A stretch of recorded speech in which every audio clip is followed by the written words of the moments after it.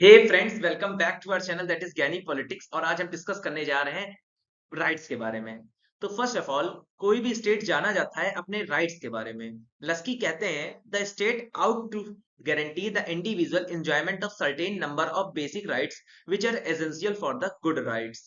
अब देखिए, जो हमारे लस्की स्कॉलर हैं वो कहते हैं कि स्टेट है कुछ अपने स्टेट के अंदर जितने भी इंडिविजुअल हैं उनको कुछ सर्टेन राइट्स ऑफर करता है, जिसकी वजह से जो इंडिविजुअल हैं वो गुड लाइफ की कल्पना कर सकते हैं, जो कि गुड लाइफ के लिए बहुत इंपॉर्टेंट होते हैं। और फिर इन्हीं को राइट्स कहा गया है। और rights basically welfare of the people के लिए है, social welfare and common welfare के लिए इशू किए जाते हैं। और ये बेसिकली देखा गया है कि डेमोक्रेटिक कंट्रीज अधिकतर इशू करती हैं। तो दोस्तों, अब हम देख लेते हैं what are the contents of the rights. तो first of all, rights recognise किए जाते हैं इंडिविजुअल की हैप्पीनेस के लिए, हार्मोनस मींस फ्रेंडशिप के लिए, प्रॉस्पेरस मींस सक्सेस के लिए। और बेसिकली जो प्रायोरिटी होती है स्टेट की कि बेसिकली जो इंडिविजुअल के जो बेसिक कंडीशन है सोशल लाइफ की वो फुलफिल किए जाएं। तो rights arises only in society, without society they can not have no rights. तो बेसिकली जो राइट्स होते हैं वो डील करते हैं सोसाइटी के साथ, और बिना सोसाइटी के साथ राइट का कोई महत्व नहीं है।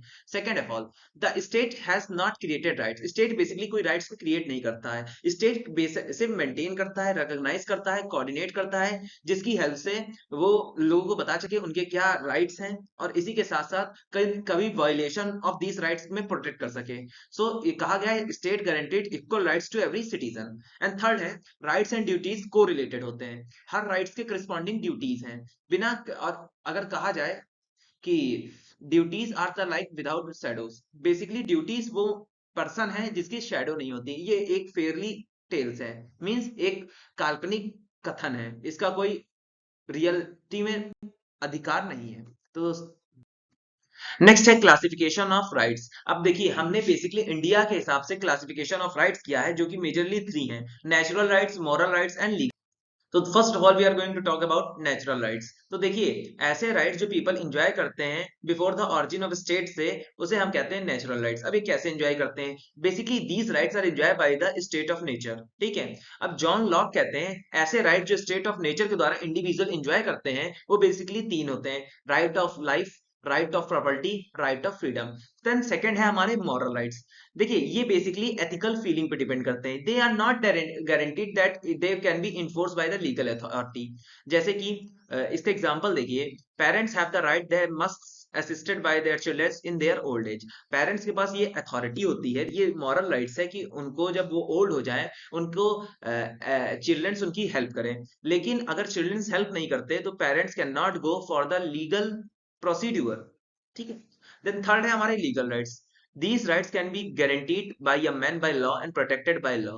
देखिए, ऐसे राइट्स जो कि गारंटी किए जाएं कॉन्स्टिट्यूशन के द्वारा, लॉ के द्वारा, और प्रोटेक्ट किया जाए लॉ के द्वारा, उनको कहते हैं लीगल राइट्स।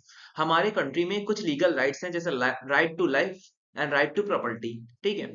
अगर कोई स्ट्रॉन्ग पर्सन अपनी पावर्स को यूज करते हुए हमारे ये जो लीगल राइट्स है इनको अपसर्ग लायबल करता है, मतलब वैनिश करता है, तो हम सहारा ले सकते हैं कोर्ट और लॉ को इन राइट्स को फिर से इम्प्लीमेंट करने के लिए।